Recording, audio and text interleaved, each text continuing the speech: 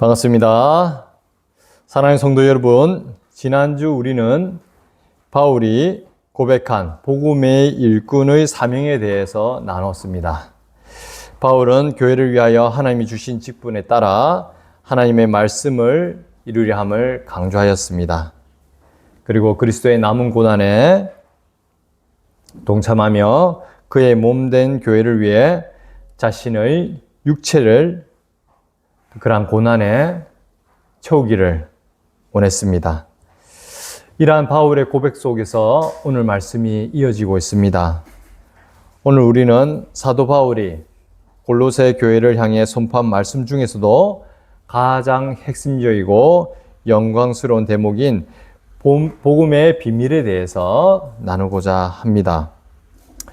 오늘 본문에서 바울은 자신이 그토록 생명을 다해 전했던 그 복음의 실체가 무엇인지를 더 깊이 설명하고 있습니다. 일꾼이 전하는 메시지에는 핵심이 있어야 합니다. 바울이 고난을 감수하며 그 고난을, 예수 그리스도의 남은 고난을 자기 육체에 채우고자 했던 그 메시지의 중심, 그 정수는 바로 오늘 본문에 나타난 비밀로 표현하고 있습니다. 우리는 일상에서 복음이라는 단어를 참 많이 사용하고 있습니다. 하지만 진정 이 복음에 대해서 우리가 제대로 알고 있는가 한번 생각해 볼 필요가 있습니다. 보통 복음은 우리가 흔히 생각하는 단순한 종교적인 정보나 도덕적인 훈계를 나타내는 것이 아닙니다. 복된 소리 또는 그니 기쁜 소식, 막연한 이야기를 뜻하는 것이 아닙니다. 사도 바울은 오늘 본문에서 복음을 가리켜 비밀이라고 부르고 있습니다. 이 비밀이라는 단어는 인간이 연구해서 알아낼 수 있는 지식이 아니라는 뜻입니다. 우리가 합리적으로 이성적으로 판단해서 우리가 뭔가 연구를 해서 깨달아지는 그러한 것이 아니란 말이죠. 감춰져 있는 것입니다. 하나님께서 영원전부터 당신의 품속에 감춰두셨다가 정해진 때에 비로소 당신의 백성들에게 드러내신 구원의 실체가 바로 이 비밀에 해당하는 복음입니다. 즉, 복음의 주도권은 전적으로 하나님께 있는 것이지 우리에게 있다라는 말이 아니죠.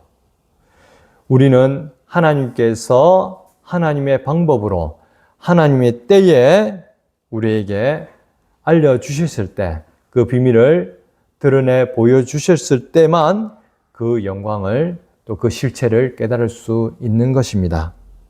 오늘 이 설교를 통해서 우리에게 계시된 이 놀라운 비밀이 여러분의 영혼을 깨우고 삶을 변화시키기를 주님의 이름으로 간절히 축원합니다. 본문으로 들어가도록 하겠습니다. 26절 다 같이 합독하도록 하겠습니다. 26절 다 같이 합독하겠습니다. 시작. 이 비밀은 만세와 만대로부터 감춰졌던 것인데 이제는 그의 성도들에게 나타났고, 이 비밀이 감춰졌다. 바울은 이렇게 선포하고 있습니다. 여기서 감춰졌다라고 사용된 이 헬라어는 완료 수동태 분사로 표현되어 있습니다. 이는 하나님께서 영원전부터 주권적인 의지를 가지고 의도적으로 숨겨졌음을 의미하는 것입니다.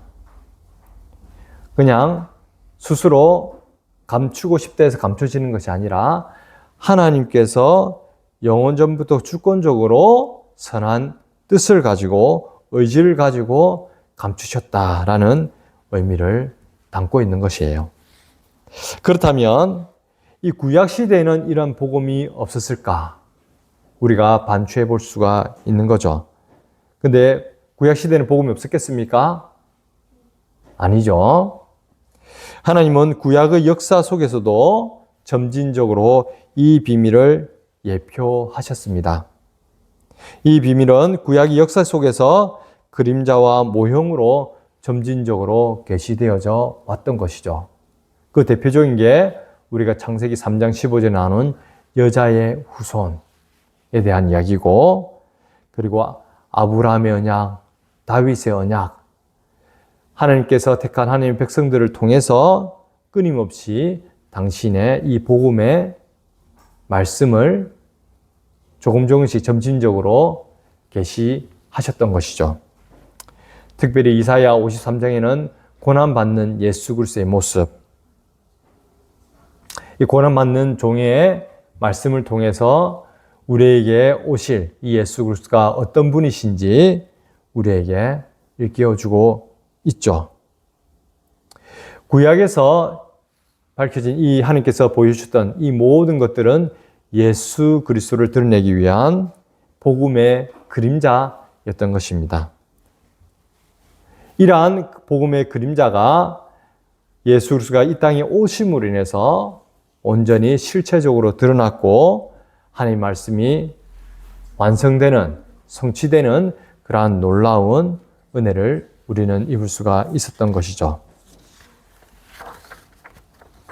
하이델베르 요리문답 제19문은 이 복음이 에덴 동산에서 처음 선포되었고 족장들과 선지자들을 통해 전해졌고 또 마침내 독생자를 통해 완성되었음을 가르치고 있습니다. 구약 성도들이 멀리서 바라보며 사모했던 그 실체가 이제 우리 앞에 밝히 드러난 것을 이야기하고 있는 것이죠.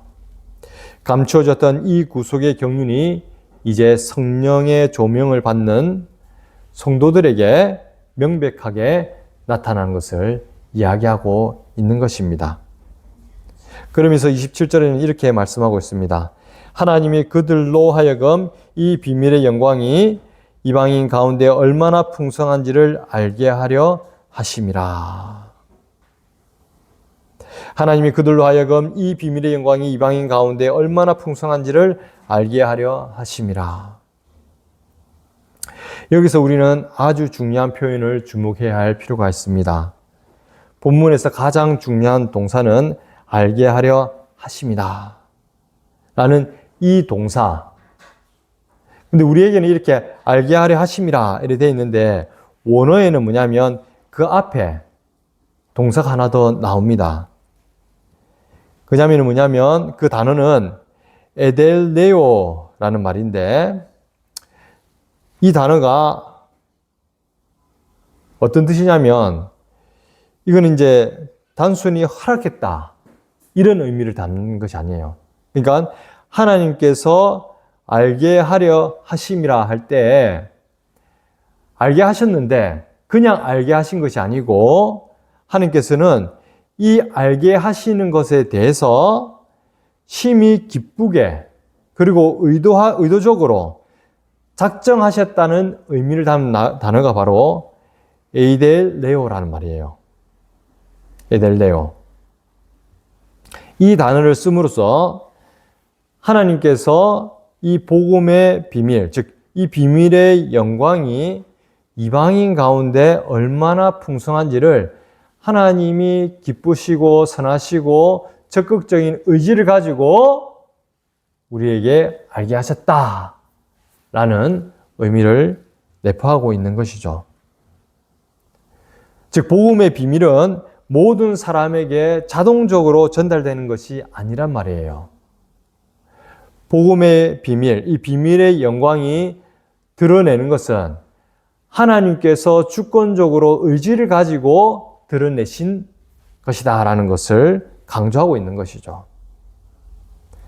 하나님께서 창세전에 택하시고 그 비밀을 알려주기로 기뻐하신 자들에게만 한정적으로 효력 있게 하나님께서 드러내셨음을 그런 하나님의 주권에 대해서 강하게 표현하고 있는 말씀인 거예요. 이 단어는 단순한 허용이 아니라 하나님의 기뻐하시는 뜻, 결정된 의지, 목적적 작정을 의미하고 있는 단어가 바로 에델레오라는 단어인 거예요. 다시 말해서 복음의 비밀은 인간이 깨닫고 싶다고 해서 깨달아지는 것이 아니라 오직 하나님께서 알게 하시기로 작정하신 자들에게만 드러난다는 것을 선포하고 있는 것이죠. 그러니까 여러분들이 이 복음의 비밀을 깨닫고 믿고 살아가는 것은 전적으로 하나님께서 기쁘신 뜻에 의해서 하나님의 강력한 의지, 적극적인 의지를 담아서 하나님께서 행하고 계시기 때문에 여러분들이 들을 수 있는 귀가 있고 깨닫게 되고 하나님 말씀에 반응을 하면서 그 복음으로 살아가게 되고 있는 거예요.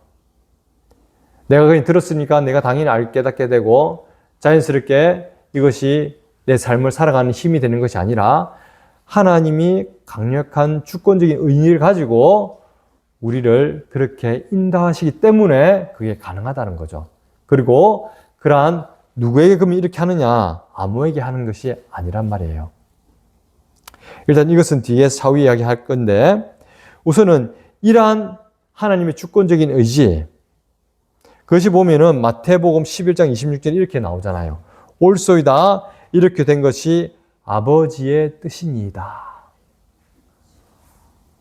아버지 하나님의 뜻대로 우리가 복음을 듣고 믿고 깨닫고 살아갈 수 있는 것이죠. 또한 로마서 9장 18절에는 그런즉 하나님께서 하고자 하시는 자를 긍휼히 여기시고 원하시는 자를 완악하게 하시느니라. 하나님께서 당신이 택하신 자들에게 그렇게 하는 거예요. 또 유기된 자들에게는 하나님께서 보여주지 않는다는 거죠. 이것이 바로 개혁주의 신학의 핵심인 무조건적인 선택과 제한적인 속죄에 대한 원리인 것입니다. 도르토신조 2장 8절은 이렇게 가르치고 있습니다. 하나님의 자유롭고 지극히 은혜로운 뜻과 의도는 그의 아들의 보배로운 죽음의 생명이 주는 능력이 모든 택자들에게 미쳐 그들에게만 의롭다 하심을 주고 확실한 구원에 이르게 하는 것이었다. 곧 하나님께서는 그리스도의 피로 각 족속과 방언과 백성과 나라 가운데서 영원전에 선택하신 자들만을 효과적으로 구속하시기를 뜻하셨으며 그들에게 믿음을 주시고 그들을 끝까지 보존하여 마침내 영광에 이르게 하시기를 기뻐하셨다라고 이야기를 하고 있습니다. 우리 개혁교회에서 3대 이슈 신조 중에 하나가 바로 이 도르토 신조죠. 거기 2장 8절에 이렇게 명확하게 우리에게 가르치고 있습니다. 이는 즉 그리스도의 죽음의 효력은 오직 택함을 받은 자들에게만 구원을 주시기 위한 것임을 분명히 밝히고 있는 것이죠.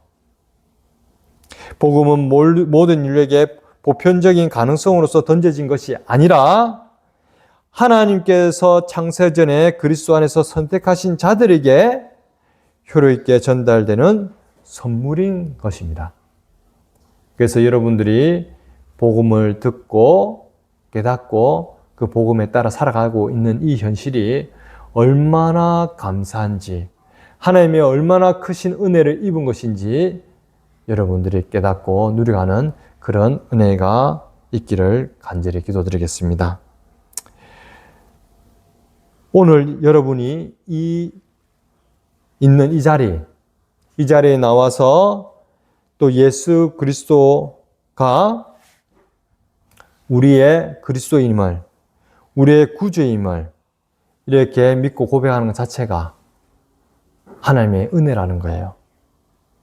여러분의 지혜가 뛰어나서 이렇게 깨닫고 이 예배 자리에 있을 수 있는 것이 아니라 하나님의 강권적인 그 놀라운 은혜가 있기 때문에 지금 이 자리에 여러분이 이 복음을 듣고 그 복음에 깨닫고 그 복음에 따라 살아갈 수 있는 것이라는 거죠. 하나님께서 여러분에게 이 비밀을 알려주시기를 기뻐하셨기 때문에 가능하다라는 것을 여러분이 꼭 기억하시기 바랍니다. 그리고 중요한 것은 그 다음에 또 중요한 것은 뭐냐면 하나님이 이렇게 당신의 복음의 비밀, 이 비밀의 영광이 누구에게 알려주시기를 기뻐하셨느냐? 이 복음의 비밀이 얼마나 풍성한지 알게 하시기를 기뻐하셨던 그 대상이 누구였느냐? 여기에 대해서 우리는 또 한 번 더 생각해 볼 필요가 있습니다. 그 대상은 다름 아닌 이방인이라고 표현되어 있죠. 이방인. 보면 하나님이 그들로 하여금 이 비밀의 영광이 이방인 가운데 얼마나 풍성한지를 알게 하려 하심이라. 이방인. 여기서 이방인이라는 것은 에스노스라는 헬라어를 사용합니다. 본래 이 단어는 언약 밖의 사람, 하나님을 알지 못하고 우상 숭배하던 그런 가증한 민족들에게 쓰이던 단어였어요. 그런데 바울은 이 단어를 그런 데 사용하는 것이 아니라 하나님의 작정 속에 있는 이방인들을 염두에 두고 사용했습니다. 바울이 이야기하는 그 이방인들 할 때는 단순히 혈통적인 유대인이 아님에도 불구하고 하나님의 기쁘신 뜻에 따라 그리스도 안에서 부름받은 택함받은 이방인들에게를 향해서 이 에스노스라는 단어를 사용했던 것이죠. 단순히 보편적인 인류 전체를 뜻하는 것이 아니라 하나님께서 알게 하시기로 작정한 그들, 즉 그리스도인된 이방인들을 지칭하고 있는 것입니다. 과거에 우리는 에베소서 2장 12절 말씀처럼 그리스도 밖에 있었고 이스라엘 나라 밖의 사람이라 약속의 언약들에 대하여는 외인이요 세상에서 소망이 없고 하나님도 없는 자였던 것이죠. 하지만 그런 우리를 하나님께서는 풍성한 하나님의 그 자비로 그의 백성으로 삼아 주셨다는 거예요. 그리고 하나님께서 의지를 가지고 하나님의 주권 가운데 기쁘신 뜻 가운데 그 복음의 비밀을 그리고 그 영광을 우리에게 알게 해주신 것이죠.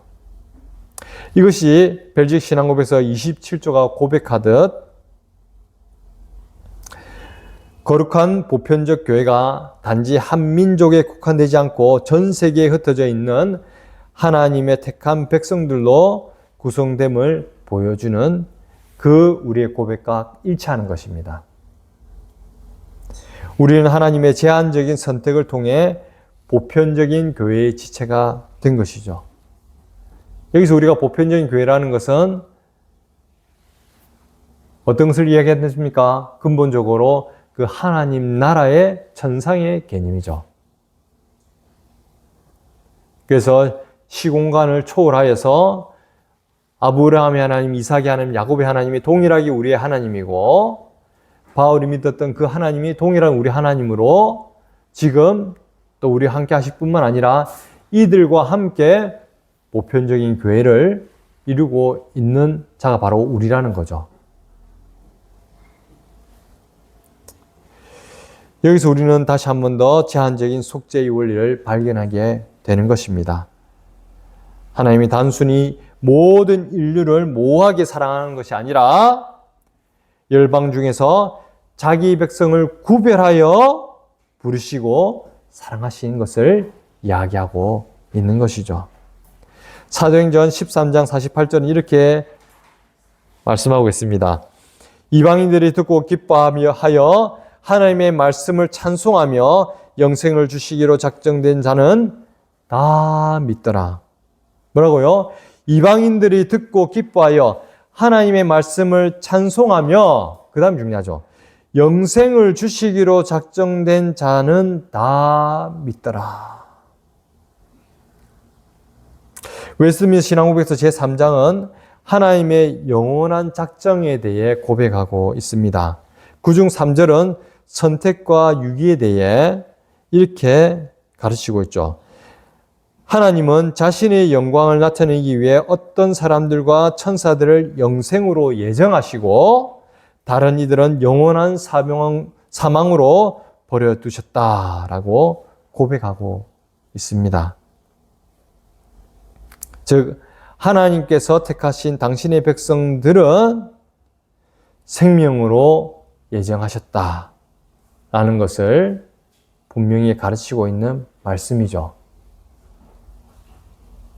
우리가 구원받은 것 자체가 하나님께서 창세전부터 택하신 자임을 이야기하고 있는 것이고, 이것은 이 하나님의 구원은 아무에게나 적용되는 것이 아니라 하나님께서 택하신 그러한 제한된 자들에게만 이것이 적용됨을 이야기하고 있는 말씀인 것입니다.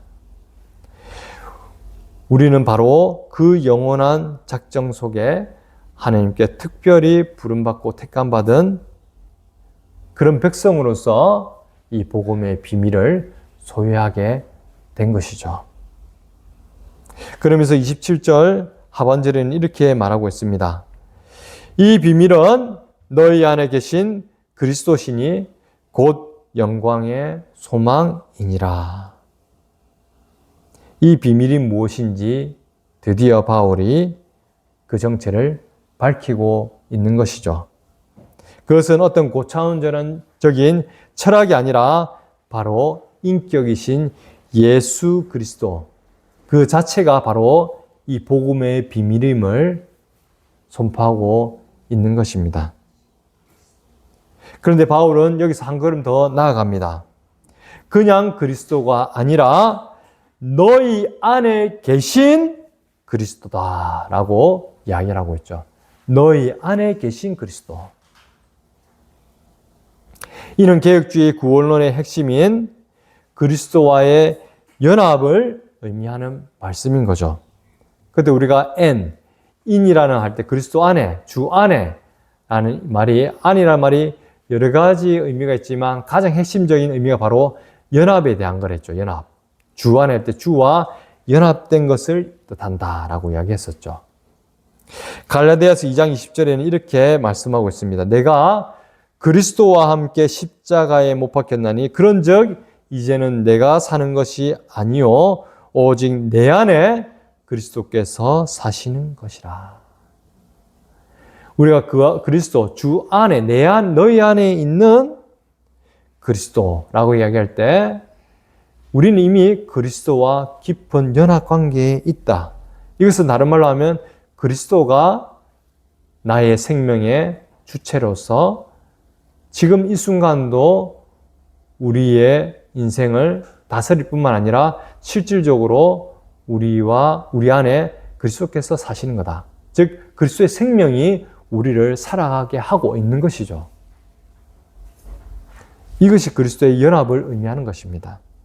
요한복음 14장 20절은 또 이렇게 이야기하고 있습니다. 그날에는 내가 아버지 안에 너희가 내 안에 내가 너희 안에 있는 것을 너희가 알리라.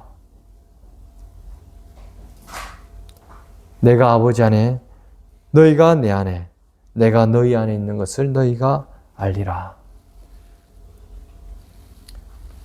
하나님과 그리스도와 우리가 계속해서 연합되어 있음을, 한 몸을 이뤘음을 이야기하고 있죠. 그래서 교회 자체가 뭡니까? 그리스도의 몸된 교회, 그리스도의 몸이라고 이야기하고 있는 거예요. 그리고 이 교회의 머리가 예수 그리스도시고, 벨지 신앙고백서 제35조와 웨스트민스터 소인문답 제30문은 성령께서 우리를 그리스도와 연합시킴으로 우리가 그분의 모든 은덕에 참여하게 되었다고 가르치고 있습니다. 성령께서 우리를 그리스도와 연합시킴으로써 우리가 그분의 모든 은덕에 참여하였다. 즉 예수 그리스도께서 이루신 그 모든 것을 우리에게 적용시키시고 예수 그리스도의 그 생명으로 살아가게 하시는 분이 바로 성령 하나님이시다 라는 것을 이야기하고 있는 것이죠. 만물을 창조하신 그리스도께서 내 안에 계시기에 우리는 결코 실패할 수 없는 인생인 것을 이야기하고 있는 것입니다. 왜냐?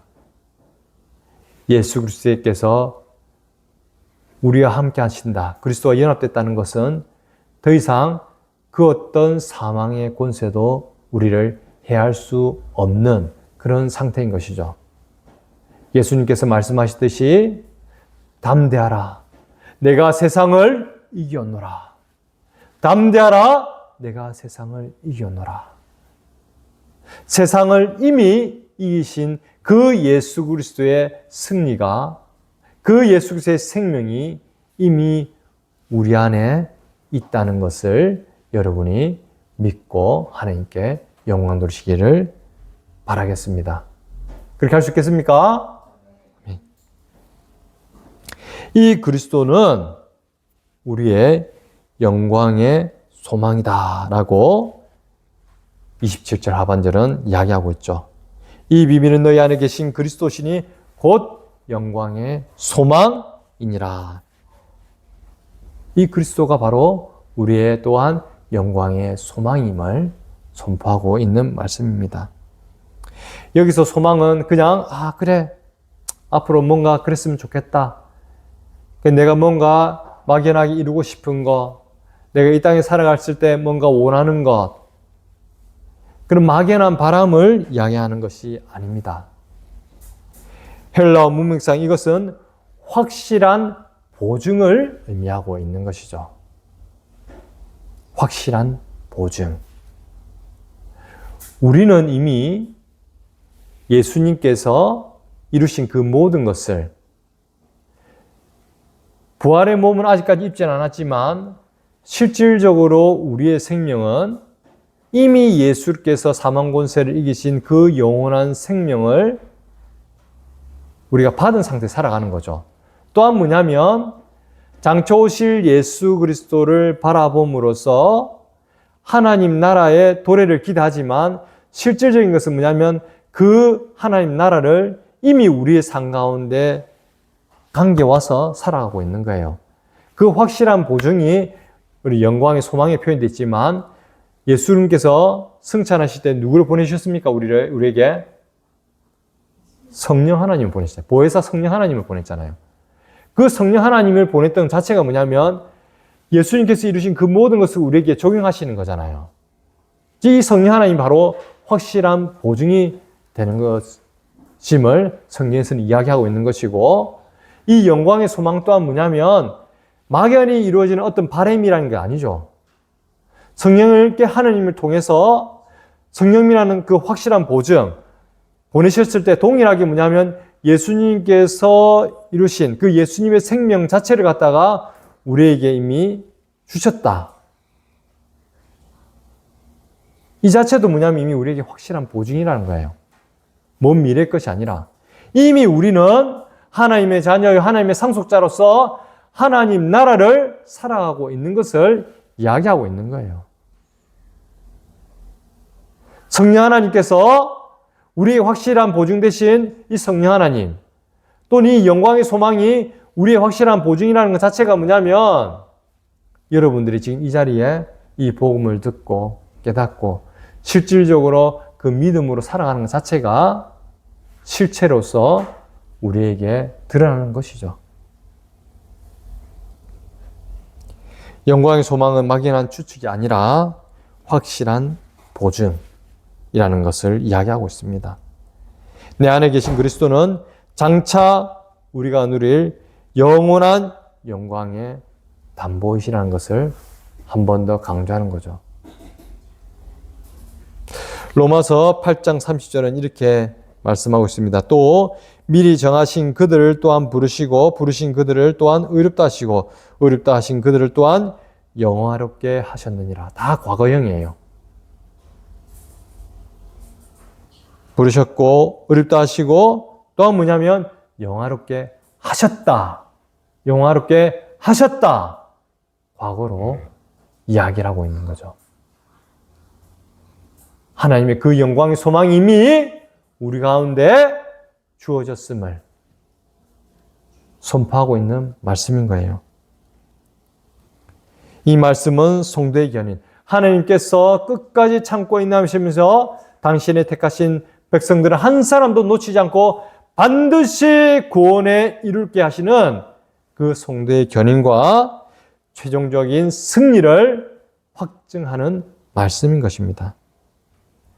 우리 안에 그리스도가 계시기 때문에 우리는 고난 중에서도 흔들리지 않고 그 영원한 하나님 나라를 마음껏 누려가고 바라고 실질적으로 살아가는 거예요. 믿습니까? 네. 우리가 바로 그런 존재라는 겁니다. 우리 안에 계신 그리스도는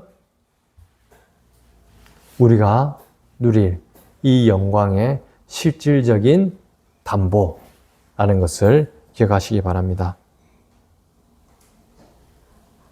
도르토신조 5장이 고백하는 성도의 견인이 바로 우리 안에 계신 그리스도의 신실함에 기초한다는 것을 다시금 가르치고 있는 것이죠. 사랑하는 성도 여러분, 그러면 복음의 일꾼으로서 이 엄청난 비밀을 위탁받은 우리는 이제 이 땅에서 어떠한 실천적인 삶을 살아야 되는가? 한번 생각해 볼 필요가 있죠. 4가지로 이야기하려고 합니다. 첫 번째는 말씀과 예배를 통해서 그리스도를 인격적으로 알아가는 그러한 삶을 살아가는 것이 바로 복음의 비밀을 소유한 복음의 일꾼된 우리의 삶의 모습이라는 거예요. 말씀과 예배를 통해서 그리스도를 인격적으로 알아가는 그 삶. 그것이 우리가 살아가야 되는 모습이라는 거죠. 신앙의 위기는 그리스도를 아는 것과 믿는 것이 분리될 때 보통 찾아옵니다. 그 말인즉슨 여기서 알미라는 것은 단순히 우리가 이성적으로 지식적으로 습득하는 것을 말하는 것이 아니죠. 히브리적 의미로 보면 우리가 야다, 부부 관계 쓰는 말이랬죠. 즉 깊은 인격적 교제, 그 관계 속에서 알아가는 것을 이야기하고 있는 거예요. 그 가운데 믿음이 같이 따라오는 겁니다. 어떻게 해요? 말씀이 육신이 되신 예수 그리스도, 하나님의 말씀을 통해서, 그리고 이 말씀이 복음이 온전히 선포지는 예배의 삶을 통해서, 그래서 우리가 공적으로 주일날 이렇게 예배드리는 이것도 예배이지만 우리 삶의 모든 상황이 그 핵심이 되는 성령 하나님의 다스림. 어떻게 해요? 말씀에 따라 성령 하나님 다스리시는 그 다스림 가운데 살아가는 자체가 바로 예배의 삶을 살아가는 거예요. 이런 과정을 통해서 더욱더 예수 그리스도를 깊이 알아가고 믿는 믿음에 자라가는 가운데 우리가 살아가는 것이 이 복음의 비밀을 소유하고 복음의 일꾼으로 살아가는 우리의 모습이라는 것입니다. 요한복음 17장 3절은 이렇게 이야기하고 있습니다. 영생은 곧 유일하신 참 하나님과 그가 보내신 자 예수 그리스도를 아는 것이니라. 뭐라고요? 영생은 곧 유일하신 참 하나님과 그가 보내신 자 예수 그리스도를 아는 것이니라. 웨스트민스터 대의문답 제110문은 이렇게 이야기하고 있습니다. 가르치고 있습니다. 우리는 공적, 사적 예배를 통해 부지런히 하나님의 말씀을 듣고 읽어야 합니다. 예배는 내 안에 계신 그리스도를 대면하는 시간입니다. 예배를 사모하지 않고는 이 비밀의 풍성함을 누릴 수 없습니다. 오늘 이 시간뿐만 아니라 우리가 평소 때 하나님의 말씀에 따라 성령 하나님의 충만한 다스림을 받는 그러한 삶을 여러분들이 사모하고 살아가야 된다는 거죠. 빌립보서 3장 10절에서도 내가 그리스도와 그 부활의 권능과 그 고난의 참여함을 알고자 하여 그의 죽으심을 본받아 라고 기록하고 있죠. 우리는 기록된 말씀의 방편을 떠나서는 그리스도를 만날 수가 없는 거예요. 로마서 10장 17절은 그러므로 믿음은 들음에서 나며 들음은 그리스도의 말씀으로 말미암았느니라. 하나님 말씀을 평소에 늘 사모하고 이 말씀을 내 생명 삼아 성령 하나님의 인도하신 가운데 살아가는 그 삶. 이러한 삶이 그리스도를 깊이 알아가는 삶이다. 예배의 공적 선포를 통해 내 안에 계신 주님의 음성을 듣고 매일의 말씀을 통해서 주님과 사귀는 그러한 삶. 그것이 비밀을 가진 자의 첫 번째 표지다라는 것을 기억하시기 바랍니다. 두 번째는 어떤 환경 속에서도 오직 믿음으로 그리스도를 견고히 붙드는 삶을 말하고 있습니다. 그러한 삶이 이 복음의 비밀을 소유한 자의 삶의 표지다라는 것이죠. 그리스도를 견고히 붙든다. 이것은 뭐예요? 그리스도 위에 내 삶을 세워가는 것을 이야기하고 있는 거죠. 그리스도께서 우리 안에 계시다는 사실은 우리의 구원이 흔들리지 않는 객관적인 근거가 됨을 뜻하는 거예요. 즉 우리는 흔들리는 걸지 모르겠지만 우리의 삶의 원천이 되시는 예수님 흔들림 있습니까? 없습니까? 없죠? 하나님이 요동이 있겠습니까? 하나님이 변함이 있습니까? 우리의 구원은 결코 변함이 없다는 거예요. 우리 자신에게 집중을 할 때는 우리는 늘 흔들릴 수밖에 없죠. 우리는 먼지로 지어진 연약한 존재란 말이에요. 너무나 깨어지기 쉬운 질그릇 같은 존재가 우리 자신이거든요.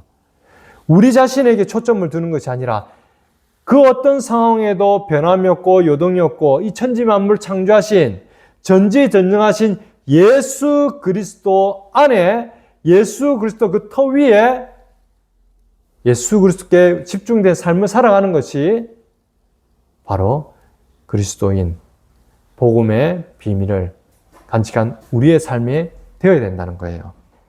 그래야 할 때 우리는 그 어떤 상황 가운데서도 요동이 없이 믿음으로 굳건히 살아갈 수 있는 것이죠. 우리의 삶의 기준은 환경이나 감정이 아니라는 거예요. 우리의 삶의 근거는 철저하게 예수 그리스도시다. 갈라디아서 2장 20절에는 이렇게 말씀하고 있습니다. 이제는 내가 사는 것이 아니요 오직 내 안에 그리스도께서 사시는 것이라. 이제 내가 육체 가운데 사는 것은 나를 사랑하사 나를 위하여 자기 자신을 버리신 하나님의 아들을 믿는 믿음 안에서 사는 것이다 라고 말씀하고 있죠. 내가 사는 것은 하나님의 아들을 믿는 믿음 안에서 사는 것이다. 이 고백처럼 나를 사랑하사 나를 위하여 자기 자신을 버리신 하나님의 아들을 믿는 믿음 안에서 오늘을 살아가기를 축원하겠습니다. 그리고 히브리서 12장 2절에서 믿음의 주여 또 온전케 하시는 이인 예수를 바라보자. 믿음의 주여 또 온전케 하시는 이인 예수를 바라보자. 이 예수를 바라보는 삶. 상황은 변하고 감정은 요동칩니다. 수승은 그렇죠. 그러나 내 안에 사시는 그리스도는 영원히 동일하시죠. 나 자신의 연약함을 보고 낙심하고 그것에 흔들리는 삶이 아니라 내 안에서 나를 붙드시는 그리스도의 신실하심을 신뢰하며 믿음의 경주를 완주하는 그러한 삶이 바로 복음의 비밀을 간직한 우리의 삶의 표지라는 것을 여러분 기억하시기 바랍니다. 세 번째는 주님의 말씀에 즉각적으로 순종하며 그분의 주권을 인정하는 삶입니다. 내 안에 그리스도가 계시다는 것은 그분이 나의 주인이 되셨음을 의미하고 있습니다. 내 안에 계신 그리스도가 나의 주인이시라면 순종은 당연한 결과인 것이죠. 주인이 계신 집의 종은 주인의 말에 귀를 기울이는 것이 당연한 것이죠. 요한복음 14장 15절에는 이렇게 말씀하고 있습니다. 너희가 나를 사랑하면 나의 계명을 지키리라. 너희가 나를 사랑하면 나의 계명을 지키리라. 야고보서 1장 22절도 이렇게 말씀하고 있죠. 너희는 말씀을 행하는 자가 되고 듣기만 하여 자신을 속이는 자가 되지 말라. 이렇게 권면하고 있습니다. 순종은 구원의 조건이 아닙니다. 다만 구원받는 자 안에서 받은 자 안에서 성령의 역사로 말미암아 나타나는 필연적인 열매인 것이죠. 그 열매로서라는 게 뭐라고요? 구원받은 열매로서 순종이란 말이에요. 하나님 말씀이 내 생각과 충돌될 때, 내 감정과 내 상황과 배치된 것처럼 보일 때 오히려 내 안에 계신 참 왕, 즉 그리스도의 통치를 받으며 그 말씀 안에 앞에서 나를 꺾고 오히려 뭐예요? 나의 참 주인된 그리스도의 그 뜻에 귀를 기울이고 순종하는 그것이 바로 그리스도인의 참된 능력임을 여러분 기억하시기 바랍니다. 끝으로 철저한 네 번째로는 철저한 자기 부인과 자기 십자가를 통해 그리스도를 닮아가는 삶입니다. 비밀의 영광이 내 삶을 통해 드러나기 위해서는 내 자아의 껍질이 깨어져야 하는 거죠. 철저하게 자기 부인과 자기 십자가의 삶이 따르는 것이죠.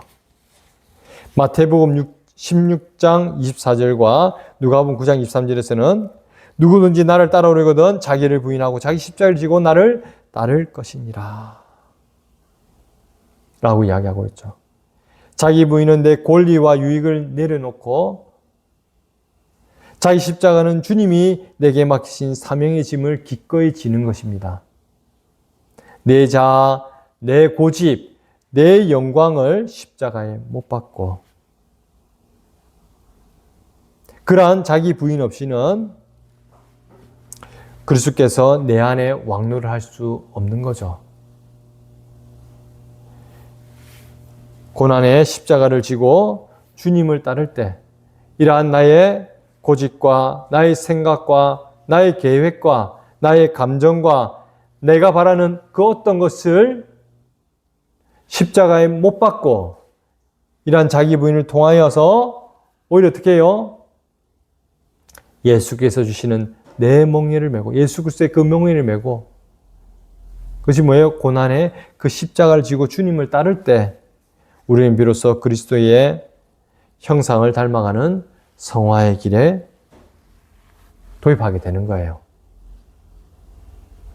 로마서 8장 29절에는 우리를 택하신 목적이 그 아들의 형상을 본받게 하기 위함이다 라고 선포하고 있습니다. 고난의 현장 속에서도 베드로전서 2장 21절 말씀처럼 그리스도의 자취를 따라갈 때 우리는 비로소 그리스도의 성품을 닮은 자로 빚어지게 된다는 것을 성경은 말씀하고 있죠. 그래서 자기 부인과 자기 십자가를 지는 삶을 우리 오히려 더욱더 기쁨으로 감사함으로 감당해 가야 될 필요가 있습니다. 결론입니다. 사랑하는 성도 여러분, 여러분 세상이 알지 못한 가장 값진 보물을 가진 자들입니다. 믿습니까? 믿습니까? 네. 아멘을 해야죠. 여러분이 이 세상 그 어떤 것도 대체할 수 없는 가장 값진 보물을 가진 자들인 것을 기억하셔야 되는 거죠. 하나님께서 창세전부터 작정하시고 기뻐하심으로 여러분에게 알려주신 그 비밀, 바로 우리 안에 계신 예수 그리스도가 여러분의 전부임을 믿으시기 바랍니다. 아멘 할 수 있습니까? 이 비밀의 영광이 여러분의 삶을 압도하기를 바랍니다. 비록 세상에서는 이방인처럼 나그네처럼 살아가지만 우리 안에는 영원한 소망이신 예수 그리스도가 계시다는 것을 잊지 마시기 바랍니다. 복음의 비밀은 더 이상 베일에 가려져 있는 것이 아닙니다. 하나님은 당신이 기뻐하시고 작정하신 여러분에게 이 영광스러운 비밀을 명백히 보여주셨죠. 이 예수 그리스도 안에 그 성령으로 말미암아 여러분 안에 계신 이 예수 그리스도를 믿음으로 당당히 나아가길 바랍니다. 복음의 일꾼으로서 이 비밀을 소유한 자답게 담대히 살아가시길 바랍니다. 그분을 더 깊이 알아가는 예배의 삶을 사모하시고 흔들리지 않는 믿음으로 그분을 신뢰하십시오. 말씀 안에 철저히 순종하며 자기를 부인하고 자기 십자가를 지는 삶을 살아가기를 기도하겠습니다. 그럴 때 여러분의 삶을 통해 이 복음의 비밀이 세상 속에 아름답고 풍성하게 드러나게 될 것을 믿습니다. 장차 오실 예수 그리스도, 그 예수 그리스도를 바라봄으로 우리의 영광의 소망이며 우리 이 복음의 실체가 되신 이 예수 그리스도를 날마다 때마다 우리가 누려가고 그 예수의 생명으로 하나님께 영광을 돌리는 저와 여러분 되시기를 주님 이름으로 간절히 축원합니다. 기도하겠습니다.